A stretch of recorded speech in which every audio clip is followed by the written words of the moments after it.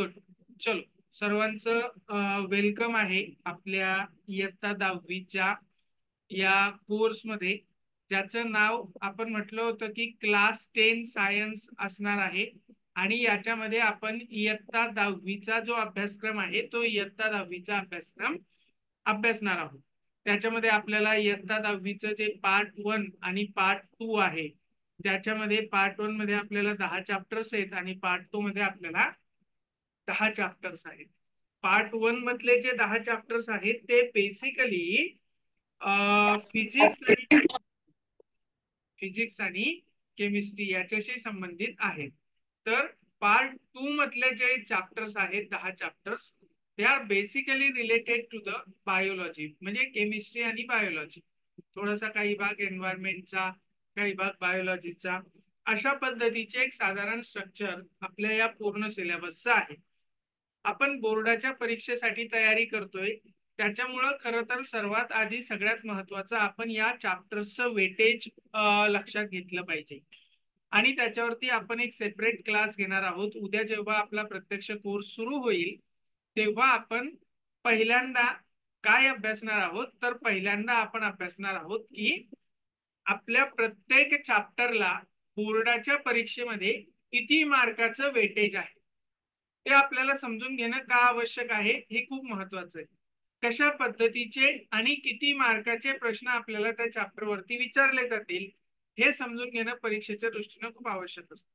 म्हणून आपण उद्याच्या क्लासमध्ये सगळ्यात पहिली गोष्ट अभ्यासणार आहोत ती म्हणजे वेटेज. आज आपण ग्रॅव्हिटेशनला सुरुवात करतोय. आज त्याच्यातला अगदी महत्वाचा पहिला पार्ट ग्रॅव्हिटेशन. ग्रॅव्हिटेशन म्हणजे काय, त्याची डिस्कवरी, या सगळ्या गोष्टींचा अभ्यास आपण आजच्या क्लासमध्ये करणार आहोत. उद्या आपण आधी वेटेज, पार्ट 1चं वेटेज आपण बघणार आहोत आणि मग आपण त्याच्या पुढच्या पार्टला जाणार आहोत. ठीक आहे. आजचा आपला थोडासा इंट्रोडक्शनचा क्लास आहे. आज आपण नेमका आपला जो कोर्स आहे तो कोर्स कशा पद्धतीचा असेल ते पण आपण, आपल्या क्लासची वेळ काय असेल साधारण, या गोष्टी पण आपण आजच्या क्लासमध्ये डिस्कस करणार आहोत. ओके. तर साधारणपणे असं आहे की लाईव्ह इंटरॅक्टिव्ह स्वरूपामध्ये आपला क्लास होईल. ज्या पद्धतीनं तुम्ही आज जॉईन केलंय अगदी त्याच पद्धतीनं तुम्हाला रोज जॉईन करायचं आहे. क्लास हा झूम चं जे ऍप्लिकेशन आता तुम्ही वापरताय त्याच्यावरतीच होईल, पण तुम्हाला जॉईन करण्यासाठी आपलं विज्ञान कट्टाच्या ऍपवरनं नोटिफिकेशन येईल, त्याच्यावरनं तुम्हाला जॉईन करता येईल. ज्या पद्धतीनं आज केलंय त्याच पद्धतीनं तुम्हाला उद्या पण जॉईन करायचं आहे. ठीक आहे. फक्त याच्यामध्ये वेळ आपल्यासाठी महत्वाची आहे की आपला जो क्लास असणार आहे तो क्लासचा टाइम काय असणार. तर आता सध्या उद्यापासनं साधारणपणे एक आठवडाभरापर्यंत तरी आपल्या क्लासची वेळ असेल संध्याकाळी 5 ते 6. संध्याकाळी 5 ते 6 ही वेळ आपली सध्या असणार. साधारणपणे हा महिना संपला, हा एप्रिलचा महिना किंवा मेचा महिना संपला की मग आपल्याला वेळ बदलता येईल. आता सध्या इतर उन्हाळ्याच्या बॅचेस काही चालू आहेत, काही वेगळे वेगळे परीक्षांचे कोर्सेस सुरू आहेत. त्याच्यामुळं आत्तासाठीचा अवेलेबल टाइम आपला हा संध्याकाळी 5 ते 6चा असणार आहे. त्याच्यामुळं रोज संध्याकाळी 5 वाजता तुम्हाला आपला क्लास सुरू झालेला आपल्या विज्ञान कट्टाच्या ऍपवरती दिसेल. आता हा लाईव्ह स्वरूपाचा क्लास असेल, त्याच्यामध्ये आपलं टीचिंग असेल, त्याचबरोबर तुम्हाला काही प्रश्न पण विचारले जातील आणि त्याची उत्तरं पण तुम्हाला त्याच्यामध्ये द्यायची असते. म्हणजे थोडंसं इंटरॅक्टिव्ह पद्धतीचा आपला हा क्लास असेल. फक्त मीच शिकवेल अशा पद्धतीचं नाही. आपल्याला बोर्डाच्या पॅटर्न पद्धतीनं अभ्यास करायचा आहे आणि आपला फोकस बोर्डाच्या मार्कांवरती असेल. म्हणजे काय, तर या टॉपिक वरती आपण जे टॉपिक्स घेणार आहोत पूर्ण 10 आणि 10-20 टॉपिक्स, हे 20 टॉपिक्स आपण घेत असताना आपला फोकस असणार आहे की बोर्डाच्या परीक्षेमध्ये कशा पद्धतीचे प्रश्न या चॅप्टर्स वरती विचारले जाते आणि ते प्रश्न आपल्याला फोकस करायचे. त्या प्रश्नांची उत्तरं काय असतील याच्यावरती आपल्याला फोकस करायचं. आपल्याला कन्सेप्ट तर समजून घ्यायच्या आहेतच, म्हणजे त्याच्यामधल्या संकल्पना ज्या आहेत त्या समजून घ्यायच्या आहेतच, पण त्याच्याबरोबर मार्कांवरती सुद्धा आपल्याला लक्ष ठेवलं पाहिजे की अशा पद्धतीचे प्रश्न विचारले जातात 2 मार्कासाठी, 3 मार्कासाठी. किंवा फॉर दॅट मॅटर मोठा प्रश्न असेल तर 5 मार्कांसाठी, किंवा मल्टिपल चॉईस स्वरूपाचे प्रश्न जे पहिल्या प्रश्नामध्ये विचारले जाते, क्वेश्चन नंबर 1 जो असतो आपला, किंवा दुसरा जो क्वेश्चन असतो त्याच्यामध्ये आपल्याला क्यू सायंटिफिक रिझन्स विचारले जातात, किंवा ज्याला आपण वैज्ञानिक कारण लिहा अशा पद्धतीची प्रश्न आपल्याला विचारले जातात. आपलं पॉवर पॉइंट प्रेझेंटेशन जरी इंग्रजीमधनं असलं तरी बेसिक आपण मराठीमध्ये जास्त डिस्कस करणार आहोत. मराठी माध्यमाच्या विद्यार्थ्यांसाठी आपण मराठी मधले शब्द सुद्धा आपण त्याच्यामध्ये सांगणार आहोत, की ग्रॅव्हिटेशन आहे त्याला गुरुत्वाकर्षण म्हणतात वगैरे वगैरे. आणि अशा पद्धतीनं प्रत्येक सायंटिफिक वर्ड जो आहे त्याचं मराठीमध्ये सुद्धा ट्रान्सलेशन आपण आपल्या क्लासमध्ये सांगणार आहोत. म्हणजे यदा कदाचित सेमी इंग्लिशचे किंवा मराठी मीडियमचे विद्यार्थी आपल्या क्लासला असतील तर त्यांना काही अडचण येणार नाही. अशा पद्धतीच्या क्लासचं साधारण स्वरूप आपलं या क्लास 10 सायन्सच्या याच्यामध्ये असणार आहे. तर हे झालं थोडंसं बेसिक महत्वाचं आपल्या क्लास बद्दलची माहिती. ठीक आहे, विज्ञान कट्टाच्या ऍप बद्दल तुम्हाला आता बरीच माहिती त्याच्यामध्ये होईल.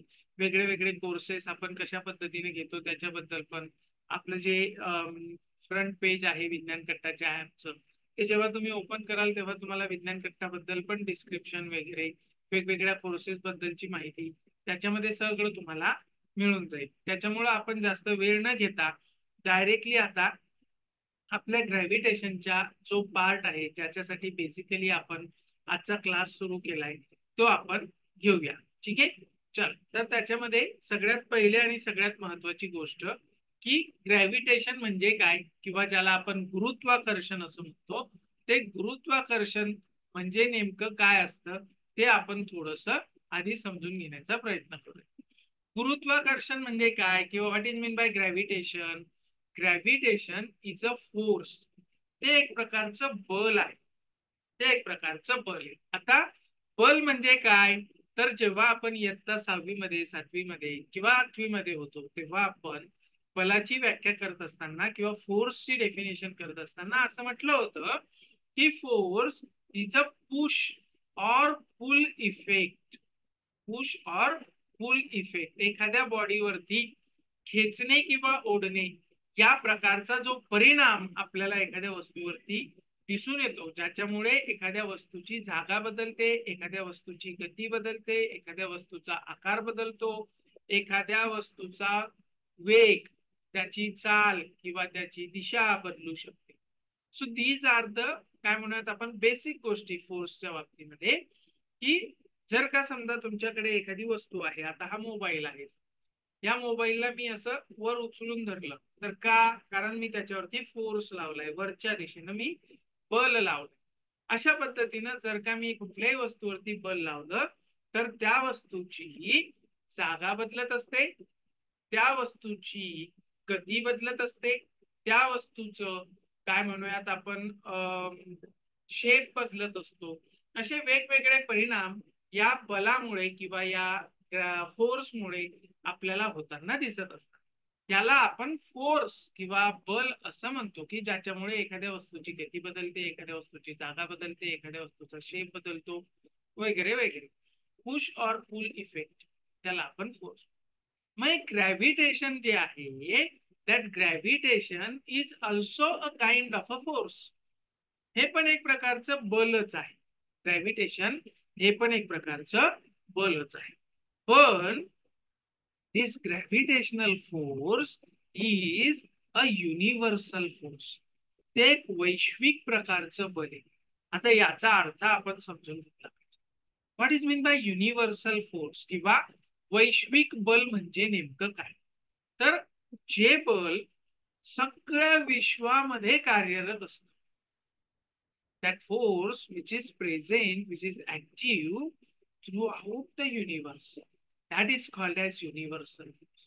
म्हणजे या विश्वामधल्या कोणत्याही दोन वस्तूंमध्ये हे बल कार्यरत असू शकते.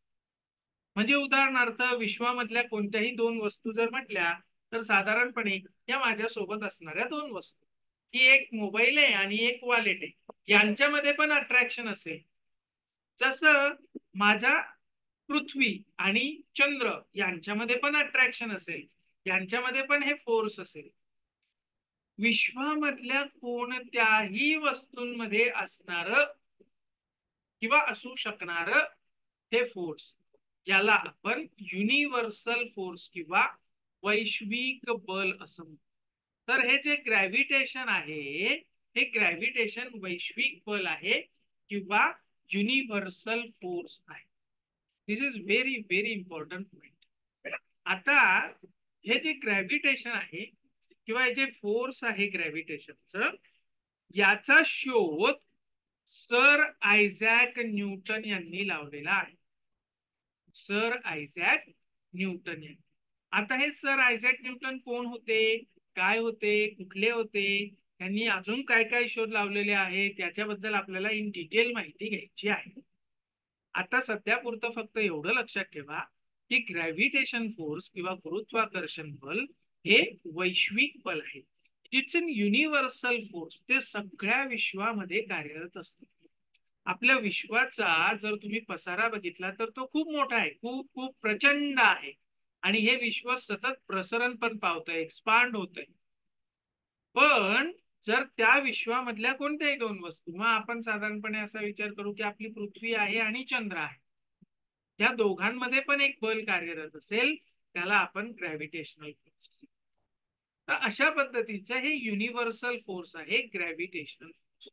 म्हणजे उदाहरणार्थ तुम्ही कधीतरी 5वी 6वी मध्ये अशा पद्धतीनं तुम्हाला शिक्षकांनी सांगितलं असेल की बाबा माझ्याकडे ही एक वस्तू आहे आणि मी तिला सोडून दिली की ती खाली पडते जमिनीवरती. अगदी सहज आहे. का बरं? त्याचं उत्तर हे गुरुत्वाकर्षण बल आहे, ग्रॅव्हिटेशनल फोर्स आहे, हे त्यांनी सांगितलं असेल. आणि त्यांनी सांगताना असं पण म्हटलं असेल की gravitational force is applied by the earth on the all the object surrounding it. म्हणजे आपल्या पृथ्वी सभोवताली असणाऱ्या सगळ्या वस्तूंवरती एक प्रकारचं बल लावत असते, त्याला आपण गुरुत्वाकर्षण बल म्हणतो, असं तुम्हाला त्या शिक्षकांनी सांगितलं असेल. ते बरोबर आहे. पण फक्त पृथ्वीच ते गुरुत्वाकर्षण बल लावते असं नाहीये, तर सूर्य पण लावतो किंवा इतर दुसऱ्या वस्तू ज्या आपल्या युनिव्हर्स मध्ये आहेत त्या पण लावत असतात. तर हे युनिव्हर्सल फोर्स आहे आणि याचा शोध सर आयझॅक न्यूटन यांनी लावलाय. आता सर आयझॅक न्यूटन यांना हा शोध कसा लागला, त्याची खूप छान इंटरेस्टिंग स्टोरी सांगितली जाते. काय सांगितलं जातं की सर आयझॅक न्यूटन हे एकदा एका झाडाखाली बसलेले होते. तुम्हाला इथे चित्र दिसत असेल बघा.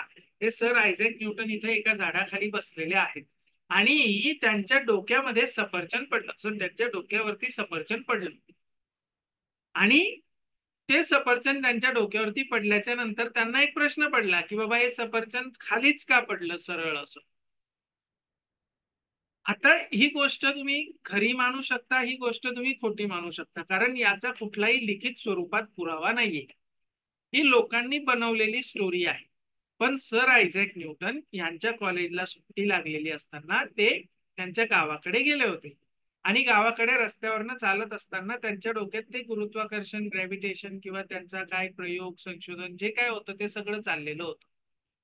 त्यांच्या मित्रांनी लिहिलेल्या पुस्तकामध्ये हा एक उल्लेख आपल्याला फक्त एवढा आढळतो की सर आयझॅक न्यूटन यांनी रस्त्यावरनं चालत असताना झाडावरनं पडणारं सफरचंद बघितलं आणि मग त्यांच्या डोक्यात ते विचारचक्र सुरू झालं की हे जे सफरचंद झाडावरनं पडले हे सरळ खालीच का पडलं, असं तिरप का नाही पडलं. Why does that apple does not fall in obliquely. Obliquely ते का नाही पडलं, किंवा why does that apple does not go in a horizontal direction. ते असं हॉरिझॉन्टल का जात नाही, आडवं का जात नाही, किंवा ते वरती का गेलं नाही. अशा पद्धतीचे प्रश्न सर आयझॅक न्यूटन यांना ते ऍपल बघून पडलं. ते ऍपल बघून ते प्रश्न त्यांना. आणि या प्रश्नांचा विचार करत असताना, या प्रश्नांचा काय म्हणूयात आपण विचार करत असताना सर आयझॅक न्यूटन यांना असं लक्षात आलं की जर ते सफरचंद खालीच पडत असेल सरळ उभ्या रेषेमध्ये, vertically downward if that apple is falling, याचा अर्थ असा होतो की the earth must be attracting the apple towards itself. आपली ही जी पृथ्वी आहे ही पृथ्वी त्या सफरचंदाला आपल्याकडे खेचत असली पाहिजे.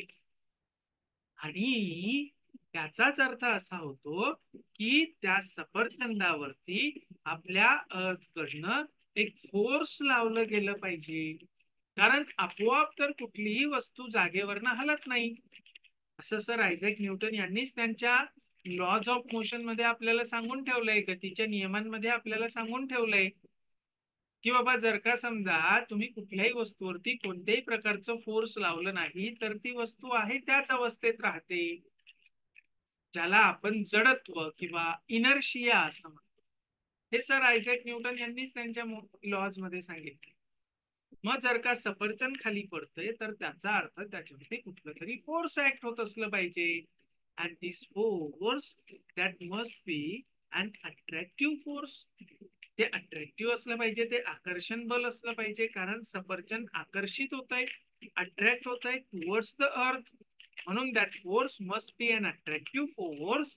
आणि दुसरी महत्वाची गोष्ट, force that must be directed towards the centre of the अर्थ.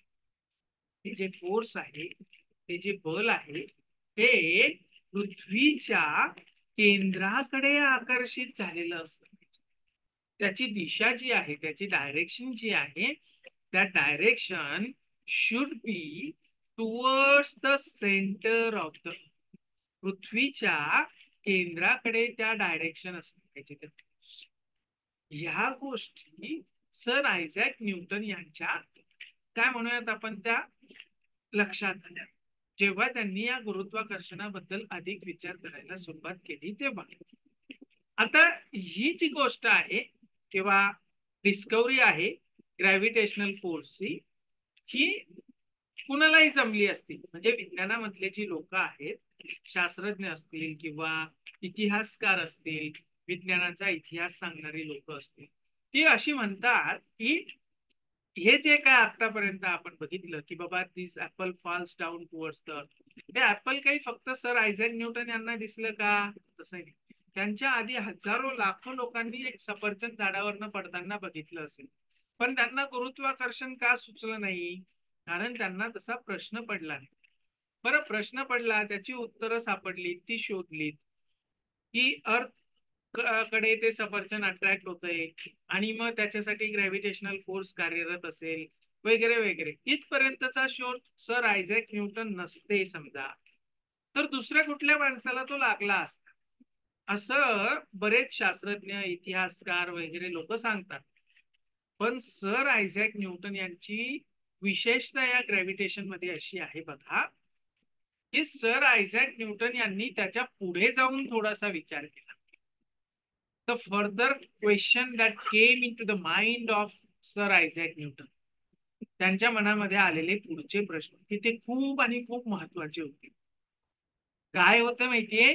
Can this gravitational force also act on the moon? हे जर का त्या सफरचंदाला आपल्याकडे खेचत असेल तर हेच ग्रॅव्हिटेशनल फोर्स खूप लांबवरच्या वस्तूंवरती सुद्धा ऍक्ट होत असलं पाहिजे का? म्हणजे चंद्रावरती सुद्धा ऍक्ट होत असलं पाहिजे का? हा प्रश्न सर आयझॅक न्यूटन. हे फक्त चंद्रावरच नाही तर आपल्या सूर्यमालेमधल्या इतर ग्रहांवरती सुद्धा हे ग्रॅव्हिटेशनल फोर्स ऍक्ट होत असलं पाहिजे का? सूर्यावरती सुद्धा होत असलं पाहिजे का? खूप लांब वरच्या वस्तूंवरती पण ग्रॅव्हिटेशनल फोर्स ऍक्ट होत असेल का? हा प्रश्न सर आयझॅक न्यूटन. आणि कदाचित याच्यामुळेच चंद्र आपल्या पृथ्वीभोवती फिरत असेल का? किंवा याच्यामुळेच आपली पृथ्वी सूर्याच्या भोवती फिरत असेल का? हे जे प्रश्न आहेत, हे जे थिंकिंग आहे, हा जो थॉट आहे, हा जो विचार आहे, हा फक्त आणि फक्त सर आयझॅक न्यूटन यांनाच सुचू शकतो, किंवा अशा पद्धतीचा विचार फक्त सर आयझॅक न्यूटन हेच करू शकतात. ह्या ग्रॅव्हिटेशनल फोर्स हे युनिव्हर्सल फोर्स असू शकतं. हे जे काय थॉट आहे, हा जो काय विचार आहे, ही जी काय काय म्हणू आपण डिस्कवरी आहे, ही फक्त आणि फक्त सर आयझॅक न्यूटन यांनाच सुचू शकते, बाकी कुणालाच ते लक्षात आलं नसतं. हे सर आयझॅक न्यूटन यांची विशेषता आहे की सर आयझॅक न्यूटन यांनी फक्त त्या गुरुत्वाकर्षणाला, त्या ग्रॅव्हिटेशनल फोर्सला सफरचंद आणि पृथ्वी एवढंच लिमिटेड ठेवलं नाही, तर पृथ्वीच्या बाहेरच्या वस्तूंना सुद्धा हेच नियम लागू होतील जे पृथ्वीवरच्या वस्तूंना लागू होतील. जुन्या काळामध्ये जे ख्रिश्चन लोक होते, ते ख्रिश्चन लोक बायबल मधल्या गोष्टींवरती विश्वास ठेवायचे आणि त्यांना असं वाटायचं की आपली पृथ्वी ही विश्वाच्या केंद्रभागी आहे आणि आपल्या पृथ्वीच्या भोवतीच मग सूर्य फिरतो, मग चंद्र फिरतो, मग इतर ग्रह फिरतात वगैरे वगैरे. आणि आपल्या पृथ्वीवरच्या वस्तूंना वेगळे नियम आणि ज्या अवकाशातल्या वस्तू आहेत त्यांना वेगळे नियम, असं लोकांना वाटायचं. पण सर आयझॅक न्यूटन यांची जी डिस्कवरी, यांचे जे शोध आहेत, यांचं जे संशोधन आहे, त्याच्यामुळे फक्त पृथ्वीवरच्या गोष्टींनाच नाही तर अवकाशामधल्या गोष्टींना सुद्धा सारखेच नियम लागू होतात, हे सर आयझॅक न्यूटन यांनी सांगितलं. हे त्यांनी स्पष्ट केलं, गणिताच्या साह्यानं सिद्ध केलं बरं का. म्हणजे फक्त हे ग्रॅव्हिटेशन त्यांनी असं सांगितलं नाही फक्त तोंडी, ते त्यांनी लिहून काढलं, ते त्यांनी प्रूव्ह केलं, त्याचं गणितीय सिद्धांताच्या साह्याने प्रूफ दिला आपल्याला, त्याचं स्पष्टीकरण दिलं, त्याची गणित मांडून. आणि म्हणून सर आयझॅक न्यूटन हे खूप आणि खूप महत्वाचे शास्त्रज्ञ ठरले. आता याच्यानंतर जसं मी तुम्हाला म्हटलं होतं की आपल्याला in detail sir Isaac Newton यांच्याबद्दल बघायचंय, तर सर आयझॅक न्यूटन हे इंग्लंड मधले शास्त्रज्ञ आहेत, English person, one of the greatest scientist modern जगामधले, किंवा ज्याला आपण आधुनिक जग म्हणतो, त्या आधुनिक जगामधले सगळ्यात महत्वाचे समजले जाणारे शास्त्रज्ञ, आधुनिक जगामधले सगळ्यात महत्वाचे समजले जाते. आता यांचा कालखंड जर बघितला, हे आपल्याला मल्टिपल चॉईस स्वरूपाच्या प्रश्नांसाठी उपयोगाचं आहे बरं का.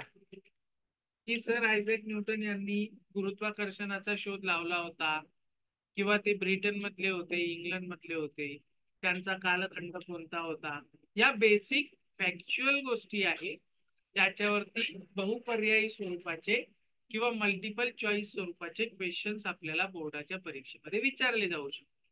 मग आपल्याला लक्षात ठेवलं पाहिजे की सर आयझॅक न्यूटन यांचा कालखंड म्हणजे साधारण 17वा आणि 18वं शतक.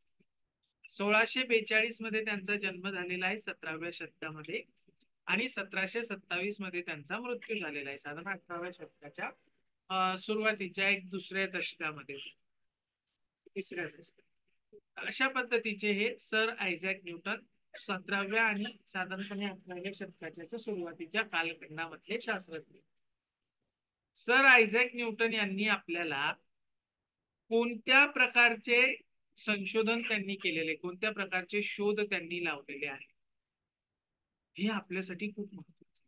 म्हणजे इयत्ता 9वी मध्ये असताना आपण पहिलंच चॅप्टर अभ्यासलं होतं बघा, ज्याचं नाव होतं लॉज ऑफ मोशन. गतीचे 3 नियम आपल्याला सर आयझॅक न्यूटन यांनी सांगितलेले आहेत. ठीक आहे.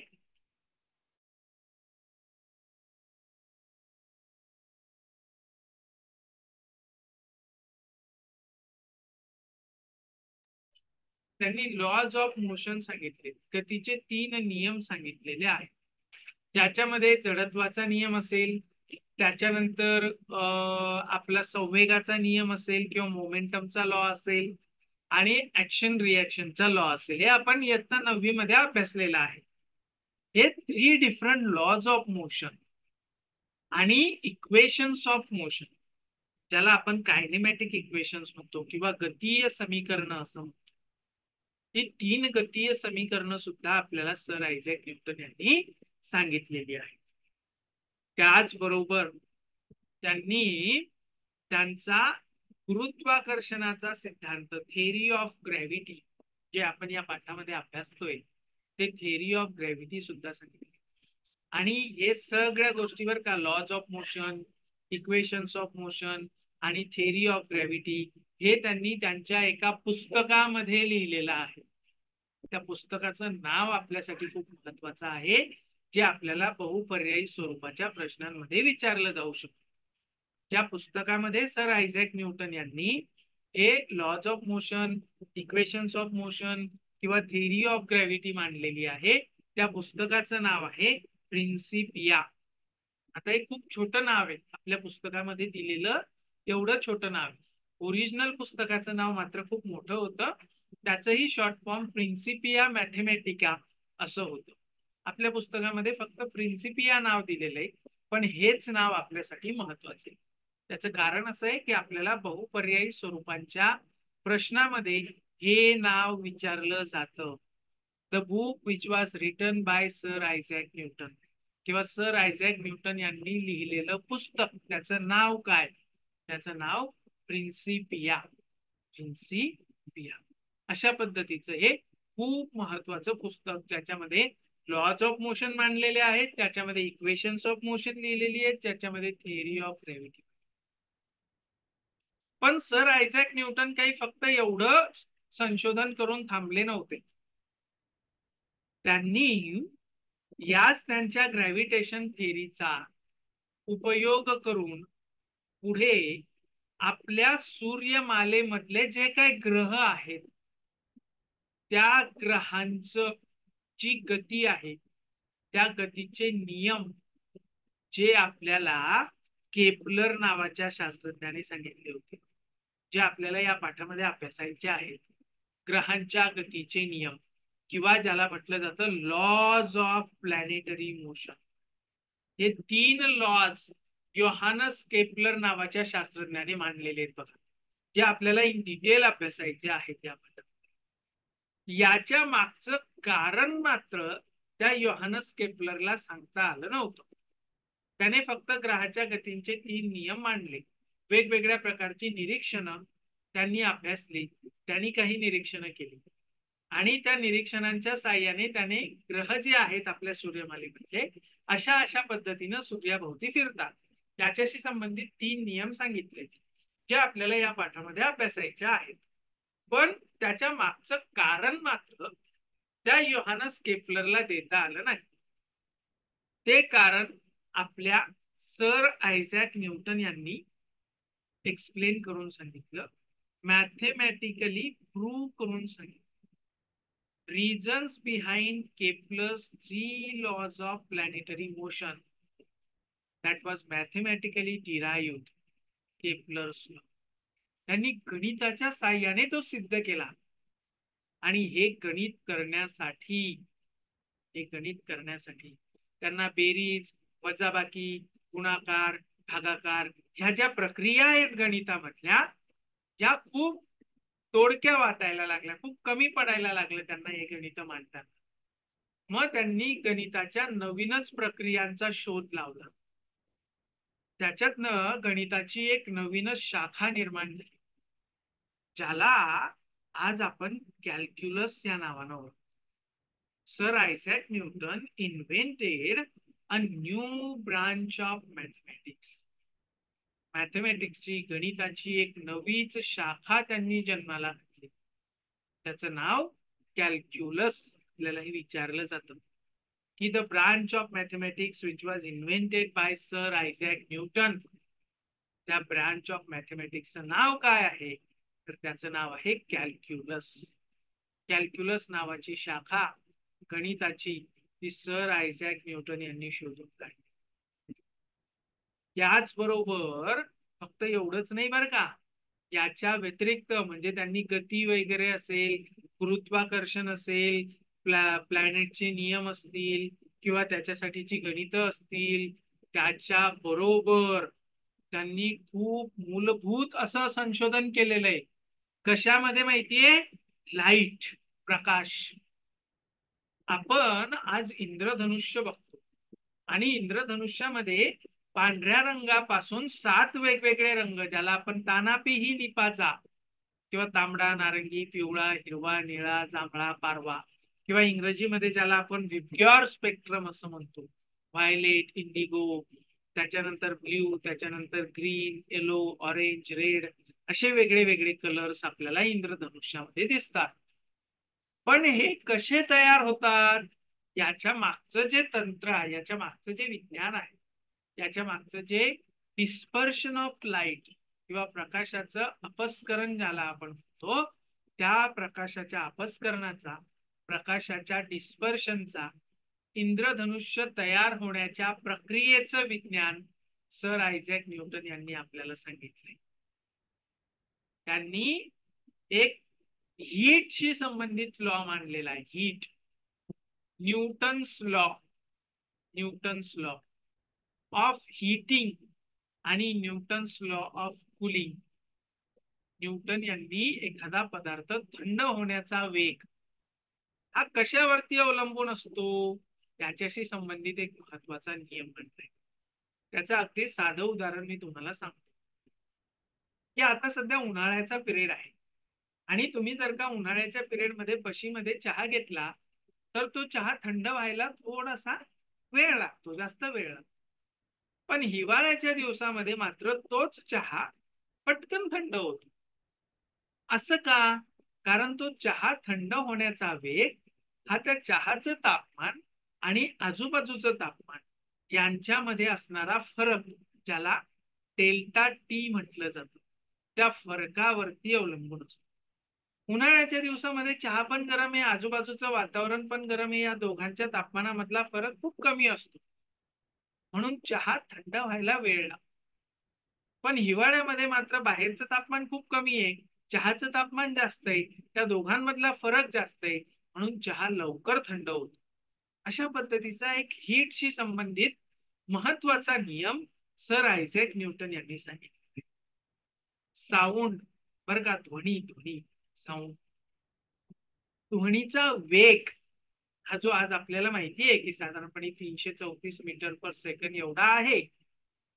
हा ध्वनीचा वेग मोजण्याचा साधारण पहिला प्रयत्न असं म्हटलं जातं बरं का, की लिखित स्वरूपातला पहिला प्रयत्न, एक्सपेरिमेंट, प्रयोग वगैरे, ते सर आयझॅक न्यूटन यांनी डिझाईन केले होते की कशा कशा पद्धतीने आपल्याला साऊंडचा वेग मोजता येईल. त्याच्यासाठीचे काही प्रयोग सर आयझॅक न्यूटन यांनी डिझाईन केले होते असं म्हटलं जातं. तर असं हे मूलभूत संशोधन लाईट मधलं, हीट मधलं, साऊंड मधलं आणि मॅथमॅटिक्स मधलं. मॅथमॅटिक्स मधलं तर आपल्याला माहिती आहे कॅल्क्युलस नावाची ब्रांच. तुम्ही तुमचे कुणी भाऊ बहीण जे 11वी-12वीला असतील आणि त्यांचं मॅथमॅटिक्स असेल तर त्यांना विचारा की तुम्ही कोणत्या प्रकारचं मॅथमॅटिक्स शिकता. ते तुम्हाला सांगणार की बाबा आम्ही गणित, वजाबाकी, बेरीज, वजाबाकी, गुणाकार, भागाकार हे नाही शिकत.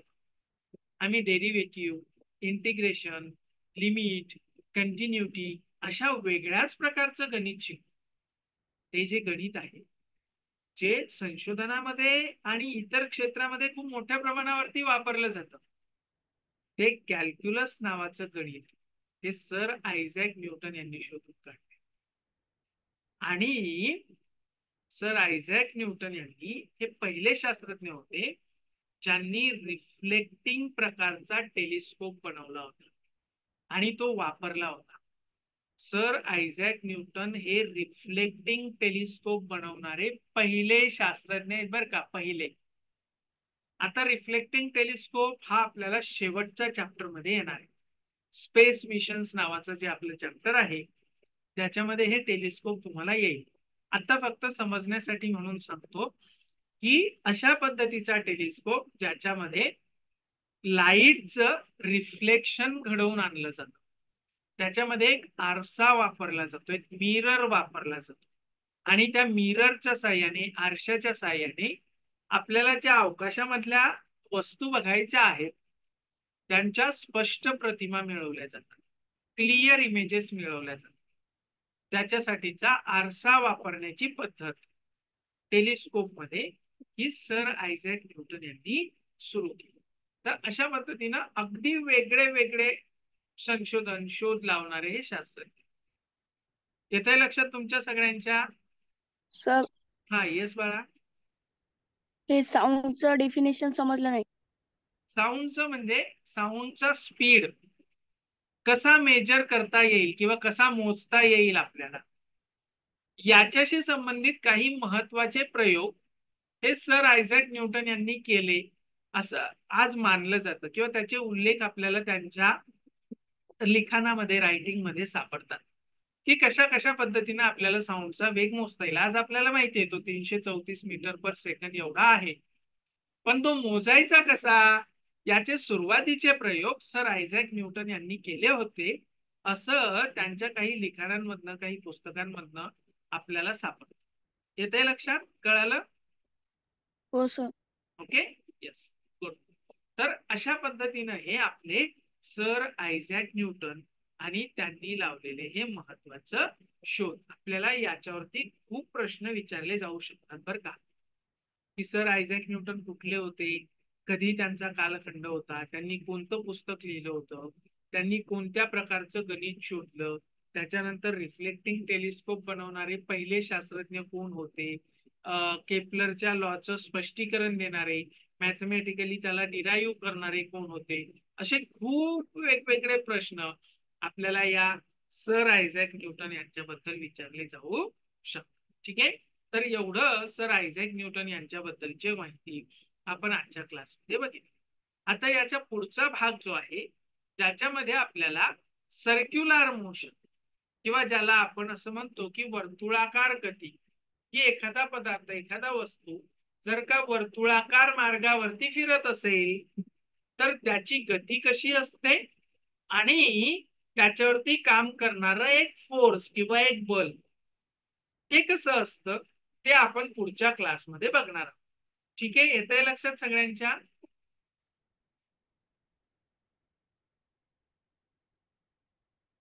ज्ञानेश्वरी बाळा, येतंय तुझ्या लक्षात? आणि तुझं नाव काय रे? हॅलो, शिव आहे का तुझं नाव? नाही, अथर्व कंठाळे. अच्छा, अथर्व आहे, बर, ओके, ठीक आहे. अथर्व आणि ज्ञानेश्वरी, तुम्हाला येतंय लक्षात दोघांना? हो सर. ओके. याच्यामध्ये काही डाऊट आहे, काही शंका आहे, काही प्रश्न आहे? No sir. ज्ञानेश्वरी बाळा, काही विचारायचंय? No sir. तर मग आता आपला पुढचा क्लास म्हणजे उद्या आणि संध्याकाळी 5 वाजता असेल. जसं मी तुम्हाला सुरुवातीला सांगितलं, अथर्व तो सुरुवातीच्या पिरियड मध्ये नव्हता, त्याच्यामुळे एकदा परत रिपीट करतो तुझ्यासाठी म्हणून, की आपला नेक्स्ट क्लास जो असेल तो उद्या संध्याकाळी 5 वाजता असेल. ठीक आहे, येतंय लक्षात? Yes sir. ओके, चलो. सो आपण उद्या संध्याकाळी 5 वाजता भेटू आणि सर्क्युलर मोशन आणि सेंट्रीपेटल फोर्स यांच्याबद्दलच्या महत्वाच्या गोष्टी आपण उद्याच्या क्लासमध्ये जाणून घेऊ. आता तुमच्यासाठी होमवर्क आहे. ठीक आहे, काय होमवर्क आहे तो नेहमी लक्षात ठेवा. आपल्याला प्रत्येक क्लासच्या नंतर एक होमवर्क मिळणार आहे. तो जो होमवर्क असेल तो होमवर्क तुम्हाला माझ्या नंबरवरती, फोन नंबरवरती व्हॉट्सअप करायचा आहे. ठीक आहे, दररोज जेव्हा तुम्हाला सांगितलं जाईल तेव्हा तुमचा आजचा होमवर्क आहे, तुम्ही लिहून घ्या. That's very important thing. Homework तुमचा काय असेल? ठीक आहे, पहिली गोष्ट तुमचा होमवर्क असेल, जस्ट 1 मिनिट, तुम्हाला लिहूनच देतो इथे व्हाईट बोर्ड वरती.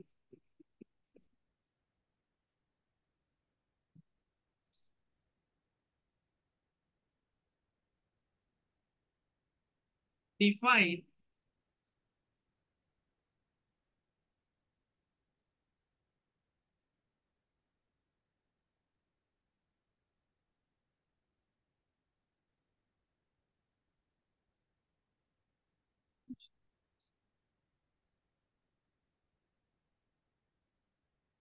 तर याच्यामध्येच मी तुम्हाला होमवर्क देतो. तुमचा होमवर्क असेल बघा, लिहून घ्या दोघं पण. ठीक आहे, डिफाईन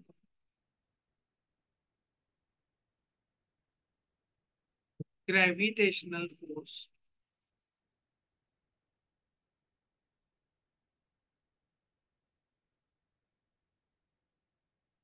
Gravitational force. And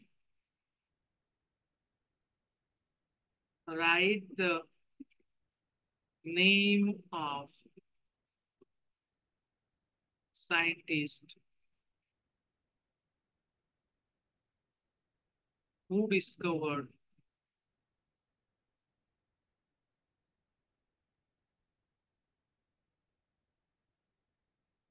ठीक. येते लक्षात?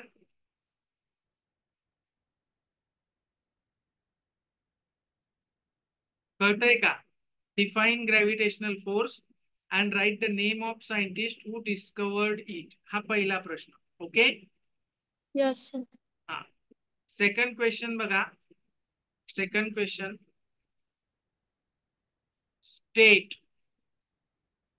State the direction of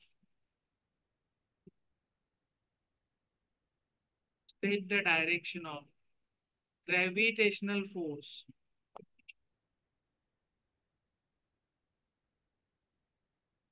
State the direction of gravitational force. हा तुमचा सेकंड क्वेश्चन. ओके. अथर्व, येतंय का लक्षात? Yes, sir. ओके. ठीक आहे. चला, तर अशा पद्धतीनं हे आपले 2 प्रश्न तुमच्या होमवर्कसाठी ते तुमच्या नोटबुक मध्ये लिहायचे. ओके. आणि ते मला व्हॉट्सअप करायचे. तुम्ही त्याच्यासाठी आपल्या क्लाससाठी तुमचं एखादं जुनं उरलेलं नवीन काही नोटबुक वगैरे घेत बसू नका सेपरेट आपल्या क्लाससाठी. जुनं तुमचं जे 9वीचं एखादं नोटबुक असेल की जे अगदीच कमी भरलेलं आहे, त्याची बरेच पेजेस उरलेली आहेत, तर ते नोटबुक तुम्ही वापरलं तरी चालेल. नवीन वगैरे घेत बसू नका. ठीक आहे. तेच उपयोगात आणा. फक्त त्याच्यावरती लिहायचं, त्याचा फोटो काढायचा आणि मला ते व्हॉट्सअप करायचं. येतंय लक्षात? Yes, sir. Okay. Yes, sir. Good. आणि दुसरी महत्वाची गोष्ट, उद्यापासनं, म्हणजे ते आज नाही फॉलो केलं तरी चालेल, पण उद्यापासनं तुम्ही जे मोबाईल वरनं क्लास अटेंड करताय तो मोबाईल असा समोर ठेवायचा. त्याला एखादं स्टँड वगैरे किंवा काही पुस्तकं किंवा काही वस्तूंची अरेंजमेंट करून त्याला असं समोर स्टेडी उभं करायचं तुमच्या याच्या समोर, आणि तुम्ही तुमचं पॅड आणि नोटबुक घेऊन बसायचं, जेणेकरून तुम्हाला नोट्स काढता येतील. येतंय लक्षात? Yes. ओके. Yes, sir. दुसरी महत्वाची गोष्ट, क्लास सुरू असताना आपला जो व्हिडिओ आहे तो व्हिडिओ सुरू ठेवायचा. ठीक आहे. म्हणजे तुम्ही लोक नोट्स काढतायत का, नेमकं व्यवस्थितपणे क्लास अटेंड करतायत का, हे जरा मला बघता येईल. ओके. येतंय लक्षात? Yes, sir. आता Yes. हा. ठीक आहे. म्हणजे बाकी काही नाही, फक्त तुम्ही क्लास व्यवस्थित अटेंड करता आहात का, कारण हा ऑनलाईन पद्धतीचा क्लास आहे. तुम्ही प्रत्यक्षात तुमच्या घरी बसलेला आहात, त्याच्यामुळे फक्त तुम्ही व्यवस्थित क्लास करता आहात एवढं फक्त समजण्यासाठी म्हणून तुमचे व्हिडिओ सुरू असले पाहिजे. Getting it? Yes, sir. चल. So tomorrow we will meet at 5 p.m. and we will start with the centripetal force and the circular motion. Till then, bye bye.